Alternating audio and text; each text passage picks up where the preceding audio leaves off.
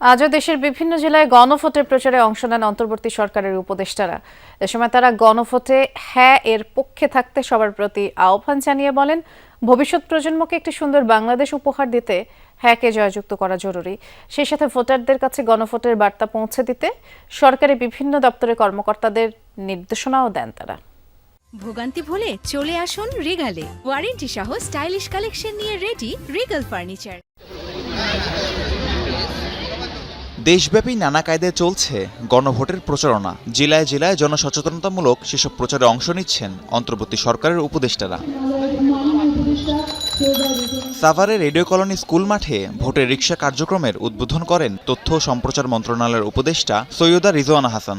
বলেন, গণভোটে হ্যাঁর পক্ষে দেশজুড়ে প্রচারণা চালাতে এই কার্যক্রম শুরু করা হয়েছে। এছাড়াও মানুষ যেন নির্ভয় কেন্দ্রে যায় সে বিষয়েও চালানো হবে প্রচারণা। আমরা আশা করি 22 তারিখ থেকে যখন নির্বাচনী প্রচার শুরু হয়ে যাবে তখন বিভিন্ন দলগুলো তাদের বার্তাগুলো নিয়ে যাবে। আমরা 12ই ফেব্রুয়ারিতে একটা স্বচ্ছ অংশগ্রহণমূলক স্বতঃস্ফূর্ত শান্তিপূর্ণ পরিবর্তনের ভোটের দিকে তাকিয়ে আছি। বগুড়ায় গণভোট নিয়ে সচেতনতা বৃদ্ধির লক্ষ্যে উঠান বৈঠকের আয়োজন করা হয়। অংশ নিয়ে দুর্যোগ ব্যবস্থাপনা ও ত্রাণ মন্ত্রণালয়ের উপদেষ্টা ফারুকে আজম বলেন, হ্যাঁ ভোট দিলে রাষ্ট্রের কাছ থেকে পাওয়া যাবে বহু সুবিধা, সুরক্ষিত হবে নাগরিক অধিকার, আর না ভোট দিলে কিছুই পাওয়া যাবে না।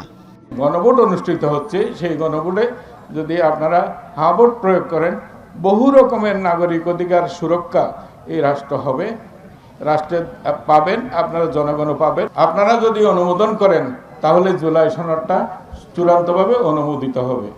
ধর্ম উপদেষ্টা আফম খালিদ হোসেন অংশ নেন সুনামগঞ্জ জাদুঘর প্রাঙ্গণে গণভোটের জনসচেতনতামূলক সভায়। প্রধান অতিথির বক্তব্যে তিনি বলেন, গণভোটে হ্যাঁ জয়যুক্ত হলে জুলাই সনদ সংবিধানের অংশ হিসেবে যুক্ত হবে। উপদেষ্টা আরও বলেন, আগামী 5 বছরে দেশের জন্য সোনালী দিন আসবে।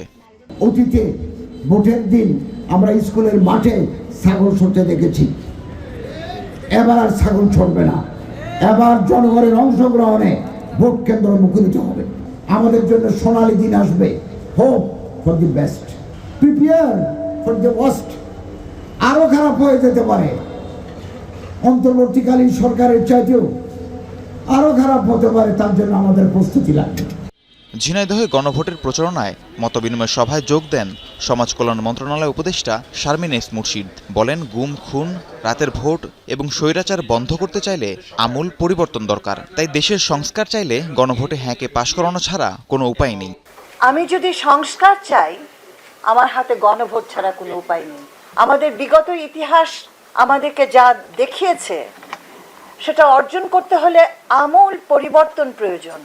প্রাথমিক ও গণশিক্ষা উপদেষ্টা ডক্টর বিধান রঞ্জন রায় পোদ্দার চাঁপাইনবাবগঞ্জে মতবিনিময় সভায় অংশ নেন। গণতান্ত্রিক ও বৈষম্যহীন সমাজ গড়ার লক্ষ্যে হ্যাঁকে জয়যুক্ত করার আহ্বান জানান। বলেন, দেশ বারবার যে সংকটে পড়েছে তা থেকে উত্তরণে হ্যাঁর পক্ষে থাকতে হবে। যে প্রস্তাবগুলো গণভোটে দেয়া হয়েছে সেই প্রস্তাবগুলো যদি জনগণ হ্যাঁ বলে প্রস্তাবগুলোতে, তাহলে একটা গুরুত্বপূর্ণ ম্যান্ডেট আসলো যে রাজনৈতিক দলগুলো যারাই ক্ষমতায় আসুক না কেন তারা এই বিষয়গুলো বাস্তবায়ন করতে বাধ্য থাকবে।